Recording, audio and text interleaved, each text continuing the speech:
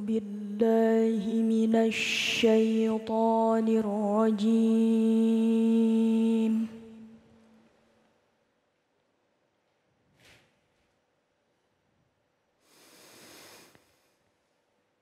بسم الله الرحمن الرحيم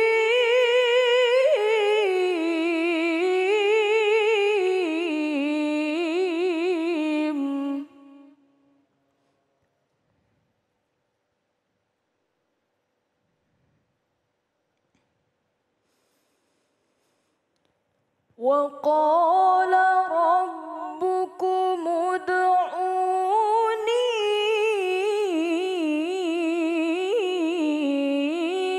أستجب لكم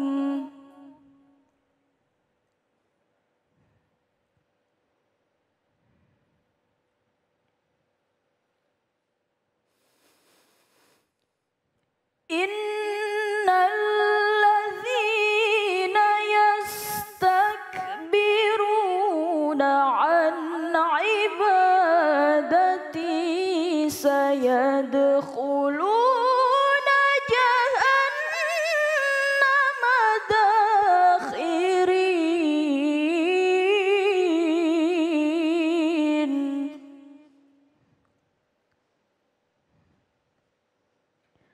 صدق الله العظيم.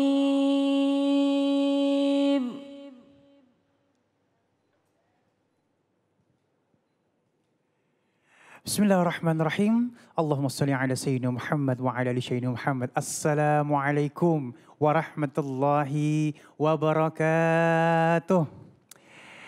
Masya Allah, alhamdulillahirrahmanirrahim. Di hari yang insya Allah penuh dengan nikmat ini kembali lagi saya Ali Zainal menemani pemirsa di rumah di dalam Cahaya Hati Indonesia. Cahaya Hati Indonesia pada kesempatan kali ini kita siarkan dari studio iNews MNC Tower Kebon Sirih, Jakarta. Masya Allah, gimana kabarnya nih? Mudah-mudahan semuanya sehat ya. Dan sudah siap menyimak ilmu yang akan disampaikan oleh guru kita yang dimuliakan oleh Allah Subhanahu wa Ta'ala. Baik, jamaah, tema kita pada kesempatan kali ini menjadikan doa bagian daripada hidup. Nanti kita akan ketemu dengan guru-guru kita yang dimuliakan oleh Allah Subhanahu wa Ta'ala. Al-Ustadz Syam, ada Ustadz Kasif Khair, dan ada Kiai Haji Khalil Nafis. Dan terima kasih juga untuk qori'ah kita Nadia Hawashi. Masya Allah. Neng sehat semuanya? Alhamdulillah. Alhamdulillah, barokah mudah-mudahan ya. Baik, jamaah yang dimuliakan Allah Subhanahu wa Ta'ala, nanti kita akan bertemu dengan guru-guru kita. Namun untuk teman-teman semuanya yang ingin bertanya juga boleh bertanya ya lewat Instagram kita @cahayahati_inews. Baik, langsung aja yuk kita ngobrol dengan apa manggilnya nih ya? Guru saya, ustadz saya, sahabat saya, my bro. Assalamualaikum Ustadz. Waalaikumsalam warahmatullahi wabarakatuh. Lebih tepatnya teman mabar. Teman mabar. Teman mabar. Mabar. Main bareng. Main bareng. Mengaji bareng. Ini kalau misalnya ngomongin mabar, Ustadz yang tahu ABG biasa. Iya dong, Masya Allah. Sehat? Sehat, Alhamdulillah. Masya Allah, tabarakallah. Ustadz, orang-orang ini kadang-kadang udah pada malas berdoa nih Ustadz. Malas Kadang-kadang berdoa? Iya, kadang-kadang ya Allah aneh doa apa yang salah ya. Kok kagak dikobul-kobul gitu nih. Nah mungkin sebelum kita masuk ke dalam subtema kita nih. Itu kenapa sih Ustadz? Kenapa sih kok orang patah arang dalam berdoa nih Ustadz? Kadangkala kita tuh terlalu, makanya di dalam ayat yang tadi dibacakan oleh saudari Nadia, ayat doa itu wa qala rabbukum ud'uni astajib lakum, Allah langsung sambung innal ladzina yastakbiruna an ibadati. Dan orang-orang yang sombong gitu. Jadi seakan-akan tuh kita tuh dianggap sombong sama Allah. Why? Kenapa? Karena kita merasa bahwa kita lebih tinggi daripada Tuhan. Kita lebih tinggi daripada Allah, seakan-akan kita yang nyuruh Tuhan gitu. Kabulin dong. Emang kita siapa gitu? Benar. Makanya sebelum kita berdoa lebih penting menyadarkan diri bahwa Dia yang maha tinggi, kita yang rendah gitu. Cakep. Orang minta itu nggak memaksa. Kalau ada orang yang meminta kepada Allah, lalu dia kecewa kepada orang yang dimintainya atau sesuatu yang dimintanya, misalnya dia minta sama Allah, lalu tidak diberikan oleh Allah Subhanahu wa Ta'ala. Apakah kita boleh marah? Namanya minta. Saya minta sama Bang Ali. Bang Ali bagi duit dong. Bang Ali Ali nggak ngasih. Saya boleh marah nggak? Kecewa boleh. Kok Bang Ali gitu banget sih? Tapi boleh marah nggak? Enggak dong. Kan itu hak Bang Ali. Mau ngasih atau enggak? Betul, betul. Iya. Tuh ya.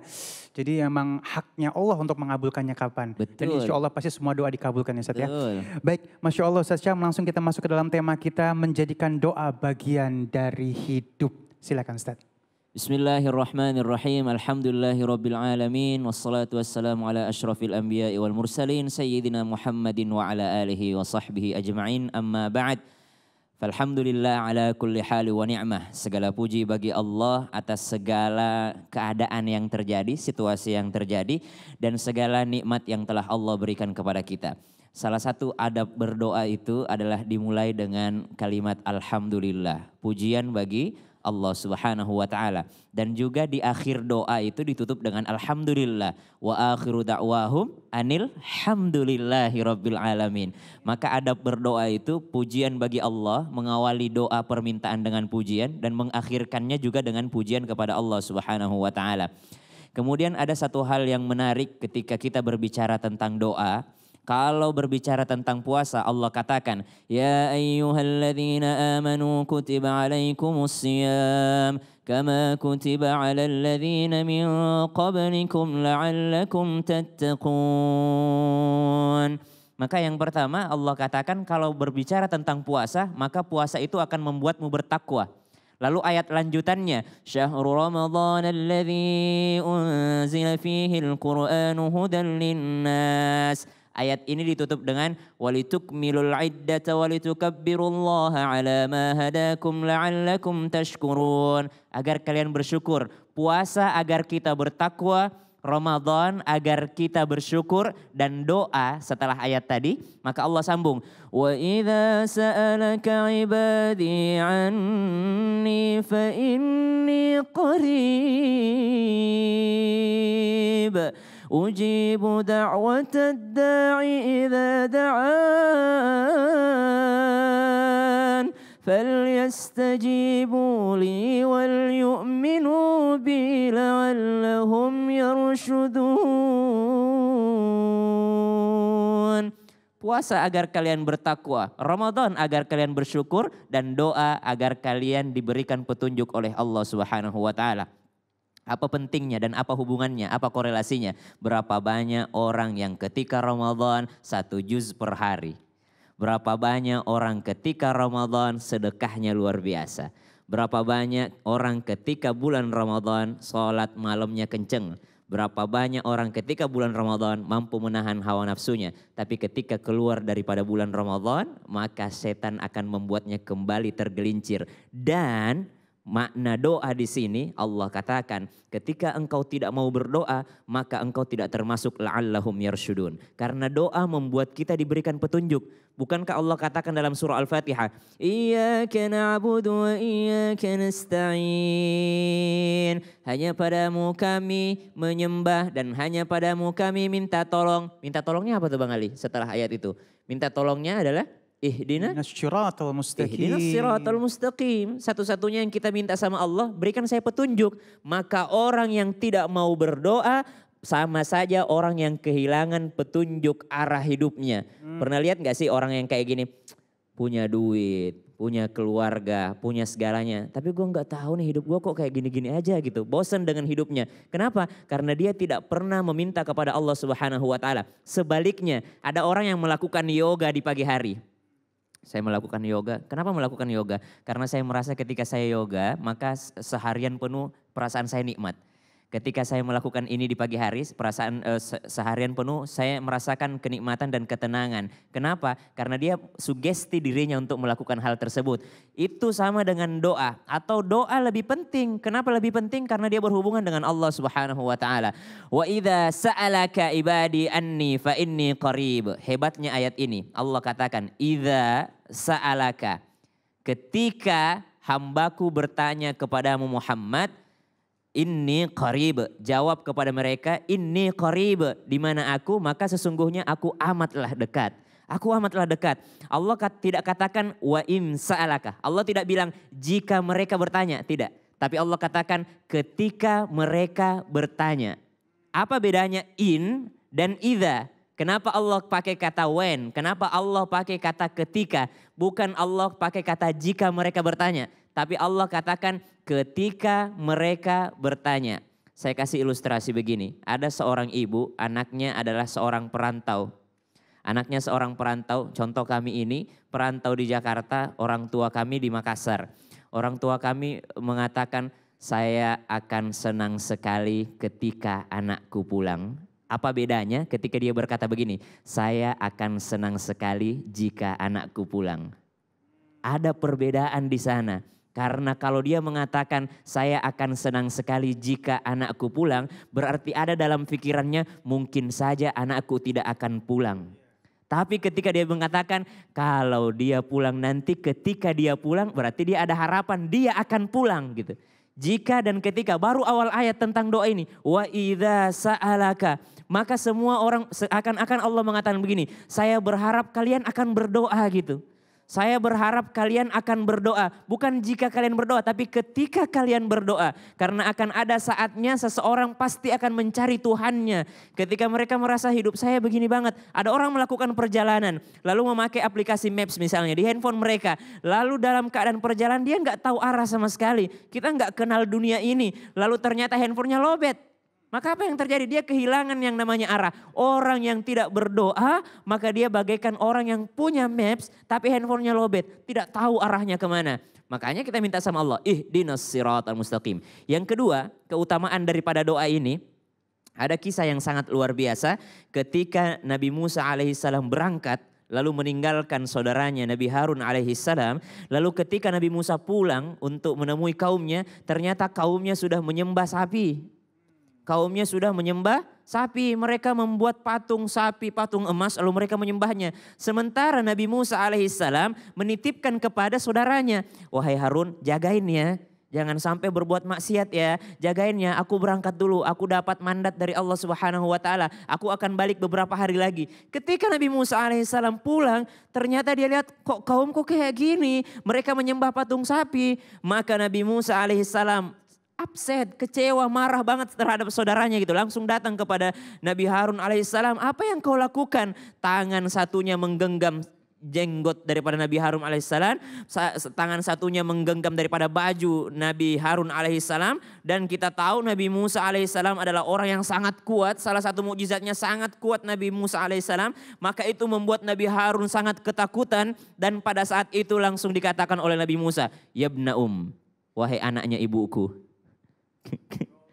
Lucu juga ya bahasanya gitu, enggak mengatakan wahai saudaraku, enggak itu. Enggak manggil nama, langsung mengatakan, ya bna anaknya ibuku, apa yang kau lakukan? Kok bisa jadi gini? Aku nitipin baik-baik sama kamu, tolong dijaga ya bna Seakan-akan dia pengen marah, tapi dia mention nama ibunya gitu. Supaya apa? Supaya ketika aku ingat ibuku, kalau aku mukul adikku ini, pasti ibuku marah banget gitu. Ya bna gitu, wahai anak ibuku, sehingga marahnya turun. Ketika marahnya sudah mulai mereda, dia minta berdoa sama Allah. Nih kekuatan doa nih. Apa kata Nabi Musa alaihissalam? Qala rabbighfirli wa li akhi. Ya Allah, ampuni aku dan ampuni saudaraku. Ribet gak sih doanya Bang Ali? Simple banget. Justru ribet. Ribet. Kenapa? Oh, dia bisa saja mengatakan begini. Rabbana ghfir lana. Ya Allah, ampuni kami. Oh, disatukan. Dia pisah. Ya Allah, ampuni aku dan juga dia. Seakan-akan dia mengatakan, duh marah banget sama dia, nggak pengen aku berdoa nih buat dia nih. Tapi ya udahlah, aku pisahkan diri sama dia. Seakan-akan masih ada jarak antara dia dan saudaranya gitu, karena masih marah gitu. Qala rabbighfirli wa li akhi. Setelah marahnya meredam karena doa, langsung dia katakan, wa adkhilna fi rahmatik. Baru sekarang dia mengatakan, dan masukkan kami berdua ke dalam rahmatmu. Maka yang kedua, keutamaan doa bisa meredam emosi. Yang ketiga, keutamaan doa, bayangin Nabi Harun alaihissalam takut gak pada saat itu? Takut banget. Aku diapain nih sama Musa nih? Bisa dihajar aku, bisa dibunuh aku sama Nabi Musa. Saking kuatnya Nabi Musa dan aku sudah mengecewakan dia. Tapi ketika mendengar doa Nabi Musa, langsung perasaan tenang datang kepada Nabi.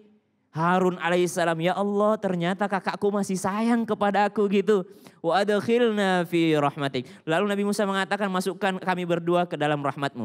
Maka pelajaran yang kita dapat daripada yang ketiga ini, boleh saja ketika kita marah sama orang, saya aku marah sama Bang Ali. Langsung aku katakan, ya Allah ampuni aku, ampuni juga Bang Ali. It's okay kalau kita berdoa, memperdengarkan doa kita kepada orang lain. Misalnya Bang Ali marah sama anak, perdengarkan anak. Ya Allah jadikan anakku anak yang soleh. Karena kita habis marah sama dia. Ya Allah aku sayang banget sama anakku ya Allah. Jadikan dia anak yang soleh. Dan itu kalau kita marah sama orang, dia mungkin maafin kita. Tapi ada bekas luka di dalam hatinya. Dan doa mampu menghapuskan bekas luka itu. Kalau kita dengerin kita berdoa, mampu menghapuskan bekas luka yang kita buat sebelumnya. Saya aku marah sama orang, kok gitu banget sih cara kerjanya? Misalnya ada orang yang kerja sama kita, nggak gitu cara yang kita marah sama dia. Kita itu pasti terluka hatinya. Tapi kita berdoa, ya Allah sukseskan pekerjaanku dan berikanlah kebaikan untuk ini karyawanku. Perdengarkan dia, perdengarkan dia. Maka rasa sakit dalam hatinya ketika kita marah tadi itu bisa terhapuskan karena doa yang kita panjatkan. Hebatnya bahasa Al-Quran. Apalagi yang dikatakan Allah Subhanahu wa taala terkait ayat yang dibacain tadi Nadia. Masya Allah tabarakallah, Nu'man bin Bashir radhiyallahu an pernah datang kepada baginda Nabi Muhammad SAW. Lalu baginda Nabi Muhammad SAW mengatakan, doa itu adalah ibadah. Doa itu adalah ibadah. Maka ketika Nabi Muhammad SAW telah menyampaikan sabda tersebut, Rasulullah SAW membacakan ayat tadi. Wa qala rabbukum ud'uni astajib lakum.